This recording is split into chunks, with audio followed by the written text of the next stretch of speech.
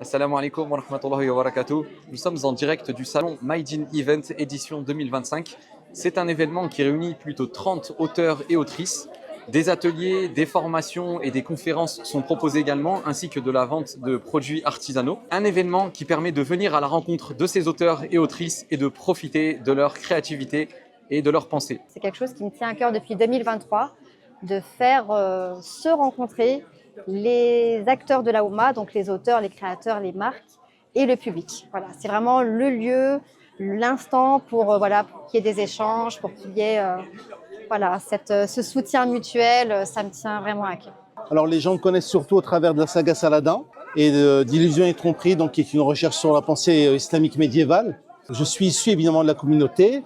J'ai été coordinateur dans des mosquées, dans pas mal de lieux associatifs musulmans. Et le constat a toujours été le même, c'est-à-dire qu'on perd beaucoup d'élèves en cours de route. Arrivé à l'âge de l'adolescence, on a des classes qui comptent 10 ou 12 élèves seulement. Et l'idée était quelque part de les raccrocher un petit peu, en faisant en sorte que tout ce qui relève de notre patrimoine historique, culturel ne se perde pas. On traite de l'islamophobie en France. Comment vivre en France quand on est une jeune femme musulmane?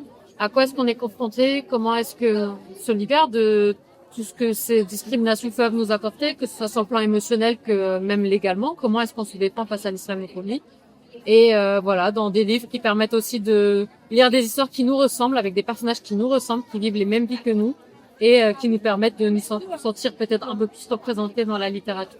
J'ai commencé à écrire sur les discriminations et surtout l'islamophobie, parce que je suis juriste de formation, donc j'ai rapidement appris que, en fait, tout ce qui nous arrivait au quotidien en tant que femme musulmane visible, c'était illégal, et que ça, beaucoup de gens ne le savaient pas, moi la première.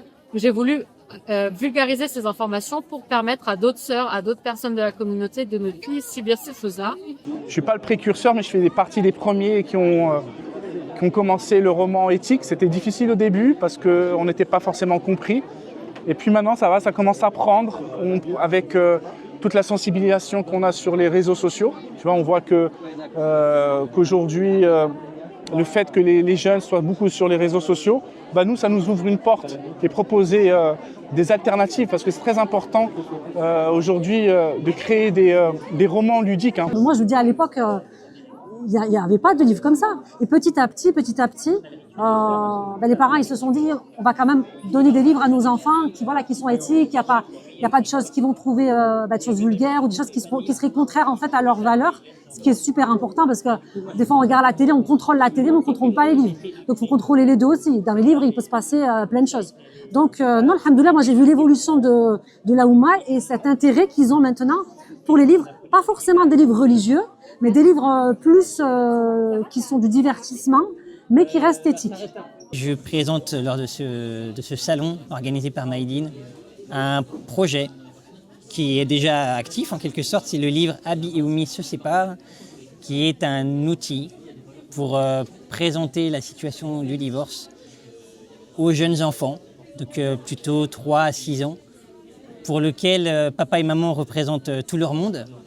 Et quand cette épreuve, je vais dire ça, du divorce arrive pour papa et maman, bien souvent il faut pouvoir l'expliquer. C'est pas facile, il faut trouver les bons mots à hauteur d'enfants de 3 à 6 ans. Je suis Wafa de Bentimac, la cofondatrice de la marque Bentimac. C'est un univers qui concerne la jeune ado musulmane, et pré-ado et ado, sur tous les aspects de leur vie, du côté spirituel jusqu'à la mode, en essayant de garder le lien avec Allah subhanahu wa ta'ala dans tous ces aspects-là, et leur donner un repère pour cette génération, Inch'Allah.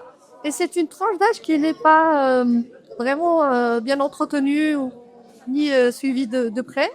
Et du coup, on fait en sorte qu'elle aura toute l'information et regrouper tout ça dans un seul unique support avec un format qui est ludique, qui leur ressemble, et c'est l'idée, voilà. On est la communauté de Iqara, donc ça me tient à cœur de faire en sorte que nos enfants rencontrent des auteurs, aient envie de lire encore et encore, et pour devenir plus tard, Inch'Allah, les auteurs de la future génération.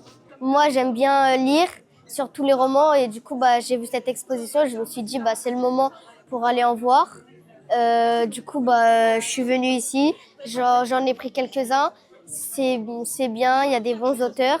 Ils nous apprennent comment rédiger d'une façon bien construite et organisée en fait. Chacun choisit son QG et on écrit un article qui vont sortir. Donc ça, je trouve que c'est super bien de se mettre à la place d'un vrai rédacteur en fait et de se dire qu'il y a d'autres gens qui vont lire ce qu'on a écrit, peut-être se reconnaître dans nos expériences, tout ça. C'était un super événement. Moi, je trouvais que c'était super intéressant. Il y avait pas mal de choses pour tout le monde. Alors j'ai pris un livre surtout, c'est sur la vie du prophète, où je pense qu'on ne le développe pas assez. On développe souvent les auteurs, enfin les célébrités, mais sur la vie de notre prophète, on ne le développe pas assez. Aujourd'hui, je présente quelques livres, des livres littéraires et des livres religieux, donc de la poésie, des citations. Il y a beaucoup plus d'activités dans la communauté qu'on ne pourrait croire.